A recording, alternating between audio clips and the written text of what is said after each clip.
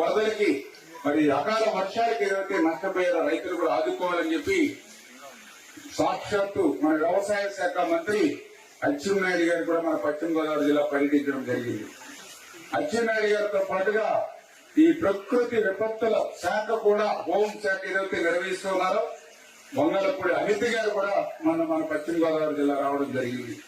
అంటే ఒక వర్షం వస్తే ఎక్కడో అమరావతిలో ప్యాలెస్లో పడుకోవాలా, గత ముఖ్యమంత్రి మాదిరిగా ప్యాలెస్గా నిద్ర పోవాలా.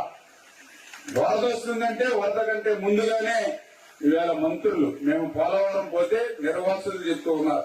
గతంలో మాకు కుక్కడు మంచినీళ్ళు ఇచ్చినటువంటి పరిస్థితి 5 సంవత్సరాల్లో చూడలేదు. గతంలో ఒక్క మంత్రి కూడా మా 5 సంవత్సరాల్లో మా పోలవరం నిర్వాసుల దగ్గరికి వచ్చి మాట్లాడింది లేదు. ఈవేళ 4 మంత్రులు వచ్చారు మా దగ్గరికి అని చెప్పి సాక్షాత్ నిర్వాసితులు సైతం సంతృప్తి వ్యక్తం చేశారని అంటే ఈ ప్రభుత్వం ప్రజా ప్రభుత్వం కాబట్టి ప్రజల దగ్గరికి వెళ్లి మేము పనిచేస్తాం, క్షేత్ర స్థాయిలో సమస్యలు తెలుసుకుంటాం.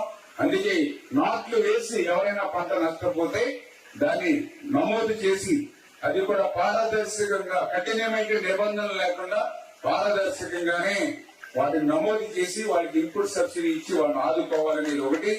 రెండవది ఏదైతే విత్తనాలు ఆకుమడికి సంబంధించి వేసి ఆకుమడి మునిగిపోయి ఏదైతే నష్టపోయారో వాళ్ళకు కూడా 80% సబ్సిడీతో అంటే దగ్గర 900 రూపాయలు పైబడి ఉండేటువంటి విత్తనం ప్యాకెట్ ని 200 రూపాయల 220 రూపాయలకి అంటే కేవలం 20% మాత్రం మీరు చెల్లిస్తే 200 రూపాయలు చెల్లిస్తే మీకు 30 కేజీల ప్యాకెట్ మీకు అందించడం జరుగుతుంది. ఇదిగా చెప్తూ ఉన్నా ఎంతమంది రైతులు నష్టపోతే ప్రతి ఒక్కరికి కూడా మీకు విత్తనాలు సరఫరా చేస్తాం. ఏదైనా ఎక్కడ ఇబ్బంది ఉంటే మాతో సంప్రదించండి.